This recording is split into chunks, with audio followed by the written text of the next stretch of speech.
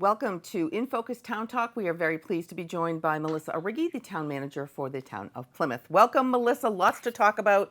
Summer's almost here. What's up for summer events? Oh, I can't wait. It's so nice that we're going to have some summer events. So a couple of things I've been talking about to the select board and to the community. One, I want to thank the July 4th organization, Matt Tavares, who leads that.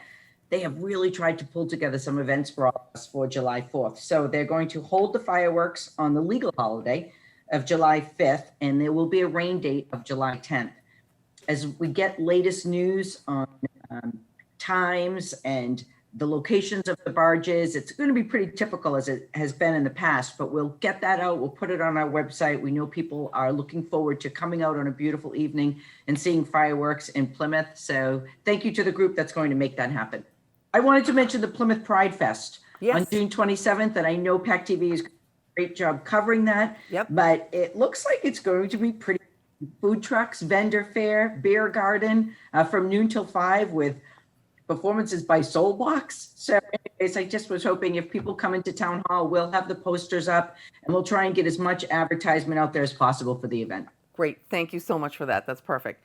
Now, it's really hot, so people are going to want to go to the beach. Can you just verify the beach's stickers, resident stickers, non-resident stickers, and then what's up with Whitehorse?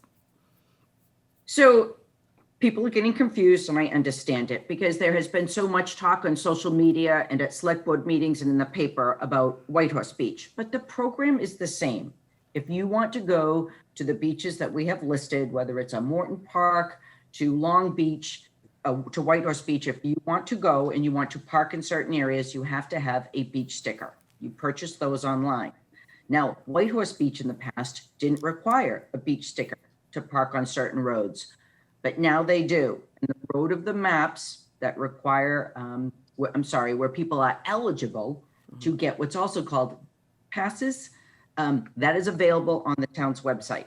So we're doing a lot of police enforcement in that area because it's new. If you're parked there, you need to have a beach sticker or a guest pass on your car in the Whitehorse Beach area. If you don't, and you're parked in a spot that requires it, you get a ticket of $50. Okay. We are not necessarily towing, but if you are in an area where there's a public safety concern, that could happen, although it's still a little bit complicated. But all our other wonderful beaches here in Plymouth, it's the same. You need to have that beach sticker to park in the lot. Perfect. Okay. Now, there's kind of an abuse of our natural resources, of our hiking areas, use of ATVs where they shouldn't be. Can you go into your concerns about that? You know what? It still floors me in this day and age where Plymouth has been so environmentally cautious, that educated themselves on environmental issues, put a lot of time, resources, taxpayer dollars, volunteer hours into our natural resources. You still have these people that are so abusive, whether it is littering or the illegal ATV usage, which is tearing up the trails, or is simply what we saw a few weeks ago on the beach, which may have been an organized fight that some people condoned, some did not, but it was the litter and the rubbish and the mess that is left behind that people don't clean up that really still surprises me, because I feel like there are so many people out there, young and older people, that are more careful now and appreciate what we're surrounded by. So we're just hoping, once again, message out to kids, to teenagers, to adults, to parents, to grandparents, to please help us keep these areas neat and clean and be respectful, because they're beautiful. And the more we can do to preserve them, the better off we'll all be. Absolutely. We have some department head changes, both the police chief and the building inspector. You want to talk about those too? So yes, it's nice to welcome, welcome back Nick Mayo. He is the new director of inspectional services, but he worked for us in the building department some years ago and then moved on with his career. He went down the Cape, and now we're happy to welcome him back. I also want to publicly thank Paul McAuliffe for his years of service as the director of inspectional services. So we say goodbye to Paul, but we welcome Nick back. And the same with the police department. Chief Michael Botteri, did a phenomenal job, and he was with us for over 30 years. So we're sad to see him go. Went to a lot of goodbye parties for him last week, and one more fun than the other. So we say see you later to Michael and hope that he will stay in touch and help us out. And we really welcome Captain Dana Flynn. He will be filling in as the acting police chief for now until we get an assessment center in place, and then I will name somebody permanently. I want to talk about your town manager reports because they are really, really inclusive. They are really packed, they're loaded, and they're everything that happened within a week. You put them out every single week. What has been your feedback that you've gotten from people, and why is it so important that people actually read them? So thank you. That makes me feel good. It takes a little bit of time, not as long as some people ask me to put those together, because so much happens here in a day. And I think that many people don't even understand the magnitude of what this town is accomplishing, challenges that come up, day-to-day life here in the town manager's office and in town hall and in our other buildings, even exciting news like grant opportunities, or the report that I'll be putting out in a few days talks about an investment award that we received, a federal grant for $3.8 million. It was a project town meeting had already approved for us with some Manamet infrastructure upgrades to the water system. It was over a $5 million project town meeting approved, and now 3.8 will be covered by a grant, a little more than that. So I try and put a lot of information in there. And the reason that I ask residents to help me spread it out, to get it to people, to get it to their friends and neighbors, is because it have really what you need to know about what is happening with your government, from the finances to individual departments to new appointments. So I'm hopeful that people are really enjoying it. I will tell you, I have gotten some great feedback from residents I have never before, not the usual board and committee members who stay engaged, from brand new people. So what's helping is you're helping me get the town manager's report out there.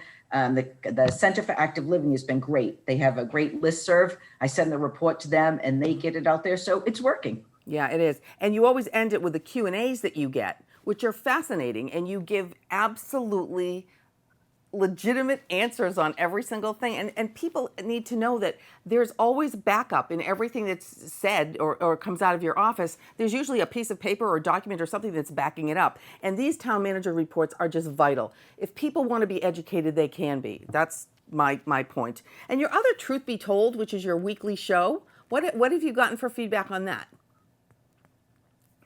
So I don't know if that's been, as popular yet. It's still in the earliest stages. I know I've really enjoyed it. And I've talked about this before. I resisted it at first because it's work for you, work for us, but I've enjoyed having the guests on and letting the residents get to see their faces. They hear the name David Gould all the time, or Chad Hunter, or Lee Hartman, or Joe Young, our IT director, but they don't get as much face time as they might get with the rest of us. Right. So I'm going to keep it up and keep talking about a spotlight at the end, something that is happening, or maybe something that's occurred, or something that was on social media. And I welcome any of your viewers to let me know if there's something they would like me to address on the show, or a particular person they'd like me to bring on.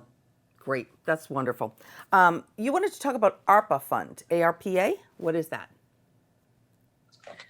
So the American Recovery Plan, after COVID, the federal government and the states have all been working together with other agencies to provide funding to communities and private businesses. Now, it's complicated because it's going to be a large amount of money. Some will be filtered directly to municipalities. Some will go through the county government and will be extended to us through some kind of official program, like we've done with the CARES Act funding, if you've heard of that. So we are looking at different projects in town that may benefit from having this influx of money coming in. Anything from working on HVAC retrofit in the fire stations. People are still talking about how we need to commit and do more with our buildings. So we're trying to keep that going, keep that momentum, to upgrading our water infrastructure systems, IT upgrades, potentially throughout the community with infrastructure and cybersecurity, our SCADA system, which is our water system, and wastewater treatment plant upgrades. So you'll hear me referring to ARPA funding quite a bit over the next couple of months in my town managers reports. I do not have all the answers yet. The town managers, the finance directors, the assistant town managers, we're all getting together and still struggling with exactly how this funding could roll out. And we want to make sure that we have projects ready when indeed it happens. Now, so this wasn't money that you had budgeted or counted on through town meeting. This is now something that will be additional, and you can apply them towards different projects? Right, but see, some of the questions that always come up in this world is, well, if we have a project that's ready to go, but it has not gone to town meeting yet, does it still fall under the definition of capital and has to go? Even though we don't need money to go with it and we can pay for it separately, or can we just take advantage of this funding and go right into the project? And I don't know the answers to all that yet. Okay. I also don't know what all the reporting is going to be. So it's just going to take time to sort out.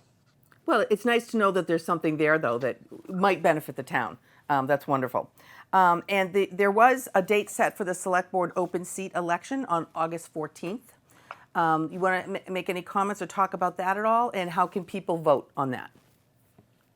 So the board had debated when to hold the special election. When Selectman Joyce resigned, I think the board felt pretty strongly, pretty quickly, that they should fill that vacancy over the next, 10 months. So our town clerk Sears had said, can we hold it in September, just due to workload, staffing levels, particularly in the summer. However, the board felt it was important for us to get it together a little bit quicker than that. So they did select we went back to the calendar. They did select the August date. Town clerk Sears can make work, working with the other departments. This will be to fill the selectman's position. There will be opportunities for, of course, absentee voting. We're still looking at some changes that might happen with early voting, but we will have all that information available on the town clerk's website, on the town's main page. We'll also put it on social media. Excellent. Great. I think that just about covers it. Lots of stuff, as always. Thank you so much, Melissa Arrighi. You have a wonderful June, and then we'll be in July pretty soon. So we'll see you next month. Thanks.